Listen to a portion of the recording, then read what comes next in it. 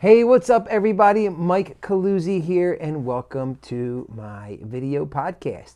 You could find me at MikeCaluzzi.com. That's MikeCaluzzi.com. MikeCaluzzi.com. So, welcome to my podcast. So, I hope you're doing well. Once you get on that podcast, you're going to see that my message is very, very clear. It's about assisting you to get clear on your goals in business and in life. Found over the course of my 25-year career that one of the most singular compelling reasons as to why so many people struggle to achieve lasting success in their business is due to a lack of clarity in their business and in life. Where does that really show up? Ultimately, in people's value proposition and purpose. If you don't have a clear value proposition and purpose, you're going to be subject to too many diversions. You're going to be open to mediocrity, and I really say it's truly a recipe for failure. So go on my website, check it out. It's really fun. You can also connect with me on all the social media pages. There's links there on my website as well. So again, welcome to my website, my video podcast today. So today we're going to be talking about 6 common mistakes associated with business development, right? So that is a term, business development, that I think makes a lot of people kind of, shaking their boots or kind of just get that eerie, queasy feeling in their stomach. Why? Because so many people really struggle, particularly professionals and business owners and entrepreneurs. We're so caught in our day-to-day activities that we really lose sight that in order for really to thrive in our business, we truly do have to embrace the idea of business development and selling as a key component to our business. It is as vital as the service itself. In fact, in my opinion, it's actually more vital. So we're going to go over 6 common mistakes that people go through on a regular basis, which I have found people habitually struggle with. So our goal is to identify them, but most importantly, identify those types of obstacles as why you are struggling to really possibly allow these types of mistakes to continue to stay in your life so we can get beyond them and you can be more effective. So the first one is that most people don't believe they are salespeople, right? We've all have heard that. Oh gosh, I'm not a salesperson. Oh my gosh, I hope people don't judge me. Oh, I hope people aren't selling you. Hey, listen, I'm not trying to be a salesperson here, but all these things that we hear over and over and over again. Why? Because at the end of the day, people don't want to feel that they're being pushy. They don't want to feel that they're going to be rejected or they're going to make other people feel uncomfortable. And I am here to tell you unequivocally that if you're in business, if you're a professional, if you're an entrepreneur, you are in sales and you are in business development. Because again, without those 2 items, you've got no business. I don't care if you provide the most valuable product or service in the world. If people don't know about it, you're going to die on the vine. So you've got to recognize that you are a salesperson and embrace it in a positive way. That is really, really critical. And a lot of that has to do with our mindset. And I'm going to talk a little bit about that later with respect to prosperity consciousness and really our approaches towards money. And why so many people struggle to ask for money. It's that because for the longest time, many people associate money with struggle. So it becomes this counterproductive loop that we get ourselves into. The one thing that we actually really require in order to thrive, we ultimately subconsciously repel against because it creates pain associated with the pursuit of it. Therefore, we avoid it. So it becomes a negative loop. So we want to avoid that process. So really it starts with understanding that you are a business person who is in business development and in sales. Now, I guess some people will say, well, geez, there's a big difference between business development and sales. And I'm here to tell you that I don't necessarily think that's really true. Business development is out there for the purpose of people becoming aware of who you are, what values and services that you have to offer to the world, and then you doing what's required in order to build relationships with people where people develop they like you, they know you, they trust you on an ongoing basis, and they really will feel comfortable with being able to look to you for solutions and answers to their problems. So that's super critical. And the whole, obviously the selling component to that is with respect to actually asking for the sale, or more than likely creating enough value where people are going to understand that you're going to be the go-to person for the solution that they're seeking. So that is critically important. Hang on one second, I have a technical difficulty. So, as I was saying, number one is, people don't believe that they are salespeople, and that's a mindset that has to change, right? And I don't care, too, how many books you read. You can read a lot of books about sales, but until you do the work internally in your brain to recognize that you deserve to have a business that you generate sales in, it's going to be a challenge really to make any real progress. But first you have to recognize, again, that you are a salesperson, and you should take pride in that fact, because sales is really nothing more than providing a value or service to people and providing them with enough information so that they can see that value, and then you asking for that particular business, or them recognizing that they're going to seek out you as the resource for the solution to their problem. So that's number one. Number two, and it kind of falls in line with some of the other things we talked about relative to mindset, but number two is people don't approach business development and sales as a priority, and they're not consistent enough in any one of the given actions. So what does that mean? Well, think about it, and look at yourself in the mirror relative to what you're doing, particularly as a business development component. So I'm going to use the law as a basis for an example, because I've been involved in the legal profession in one form or another for 20 years. I graduated law school in 98, and I had a very interesting run in between. But the point is this: I've spoken to so many lawyers, again, just as an example, and not to point anything out to one particular person, but I've spoken to so many of them, and they are amazing people, right? They have an amazing set of skills. But then when I say to them, hey, geez, what are you doing specifically for business development? And it's always the thing that's second and third on the list. Now, there's a lot of reasons as to why that happens. I think a lot of times what happens is people put far too much on their plate, that they get overwhelmed and they stay stuck with respect to activities that are not either non-income producing, or they have so many quote-unquote clients that they get overwhelmed, and then it's almost like a feast or famine mentality, and they're not really treating the business as a systematic approach where they're allocating time to create new business, then they're allocating times to actually perform the level of service that's required. So there's a lot of dynamics to that ultimately, but when you think about it, most people are not doing nearly enough from a business development side as a priority to make it a non-negotiable function of their business. And I'll ask you, are you currently doing that? Are you currently saying, hey, you know what, I understand that business development is one that I have to invest in, and I have to do it in a strategic way. I have to provide a real game plan that I follow consistently on an ongoing basis, because that's one of the things that really happens too. Someone will do an event, or they'll post on social media one or two times, but they won't do it nearly consistent enough to get any type of traction, to really start to get good at the engagement process.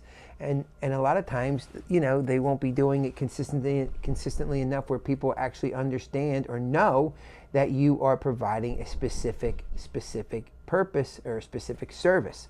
So that's really critical as well. You want to be able to be very, very specific in the value proposition that you are offering to the world, and you're going to get out there and you're going to be presenting that to your outlets, whether it be social media or otherwise, about what it is and what service you provide.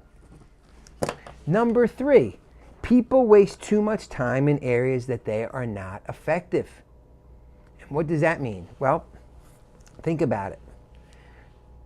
I know many people that they will join, say, a networking group, and they will go and they'll get to know everybody, and then everybody becomes friends, and it no longer becomes a vehicle to generate income. It becomes social work, or social hour, I should say. That's not what a social let's start that again.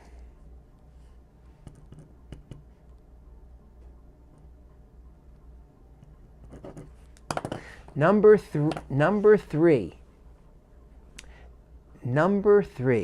people waste too much time in areas that they are not effective. What does that mean? Well, the biggest example that I can say relative to that is how many of you are in a business network or a group, right, that you've never gotten any sales from,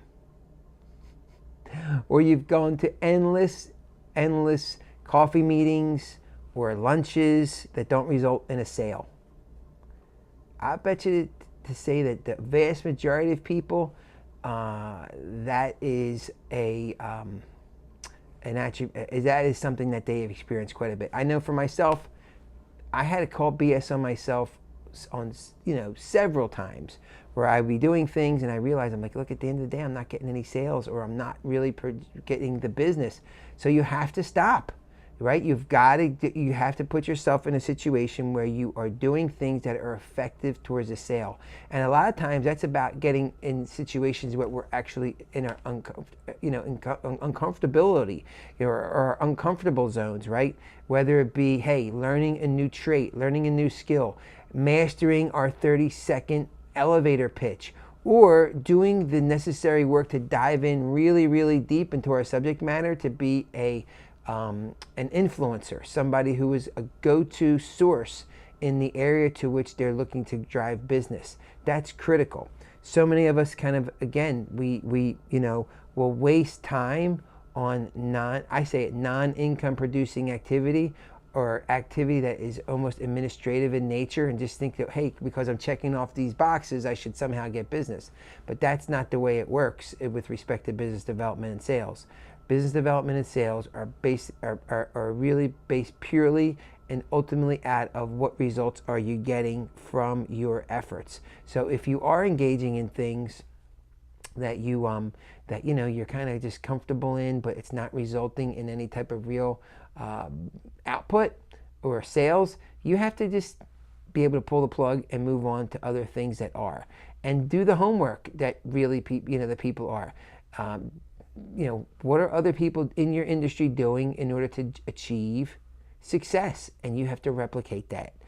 All the answers are out there. It's just a matter of us having the guts to look at ourselves in the mirror, know what we're doing right or wrong, and then for the things we're doing right, great, but the things that we're doing wrong, we have to stop and then follow what someone else is doing who has levels of success that we're looking to achieve. So number 4 is people lack a clear value proposition and purpose. Hey, that's why we're here. That's why I created this, this business, and this website is all along the lines of people have not done the necessary work to really drill down specifically to get clear on their business goals and in their purpose and their value proposition. And as a result, we just wing it, and we just waste a lot of time, and we operate in high levels of inefficiency. And in order to be successful in business development, you have to be efficient with your goals and efficient with your time. Number 5 is people make it about themselves, and they don't understand that business and sales has really nothing to do with about you. It has to do with identifying what solution you can provide to others, and then diligently working on a consistent basis to provide that value or that service to other people on a consistent level enough where people then recognize that you are a go-to source. So when we do make it about us, we also get hung up in negative self-talk, and we're always geared towards what the self-serving outcome is. And people will recognize that. People will recognize when you are really just looking out for your own self-interest. And, they can smell it from a mile away. And when that's the case, and they feel like they're basically just a kind of a piece of meat, and you're kind of, circling the wagon in order to make the attack, you're not going to have any levels of clear success. So pull yourself out of the equation and think about, hey, what can I do specifically to identify what my customer or client's needs are, where their weak spots are, where their strengths are, and what I could do to service them. And what could I do to really make their life better and provide them with solutions. And sometimes you're going to have to do that really initially with no expectation of compensation initially, right? You have to kind of earn your keep sometimes. But there does come a time where that if you have earned your keep, then you could go ahead and then ask for the business or really say, make the question, hey, who do you know who's looking for X, Y, and Z? And oftentimes when you ask them for that who do you know question, they will resort back and say, hey, you know what, I can now use that or what have you. So those are all important things you have to understand as well. So don't make it about you. Focus on your clients and your customers and what they could use to assist them to move forward. All right. 6 is what I mentioned to at the very beginning of this call, and I'm kind of revisiting it, and it has to do with people's lack of prosperity consciousness. And a lot of that boils down to our negative approach towards money. Now I'm going to be doing a podcast in the near future really about really people's mindset towards money, and I'm going to give you some really interesting book recommendations. But suffice it to say, one of my mentors has always said that most of us have spent the last 20,000 meals, with the worst financial planners in the world, and that's usually like our parents, right? They've struggled with finances. When we talk about money, it was a topic that we tried to avoid at all costs because it created stress in our environment. So what do? As human beings, we are pre-programmed to avoid pain as much as possible. So when we create a negative impression of money, and we have memories that relate to stress and anxiety associated with money, we ultimately then move forward to avoid those things that provide us with stress or negativity. So it becomes a negative loop, which I mentioned before, where the very thing that you want, you're actually engaging in activity to repel what it is that you're looking to achieve. So you've got to do some reprogramming relative to your approach towards money and compensation, and recognize that money itself is purely a vehicle. It has no conscience. It has no kind of tendency to go one way or another. It's there as a tool to empower us to really advance our objectives in life. So we have to dedicate ourselves on an ongoing basis to improve our consciousness, our prosperity consciousness, to welcome abundance in our life,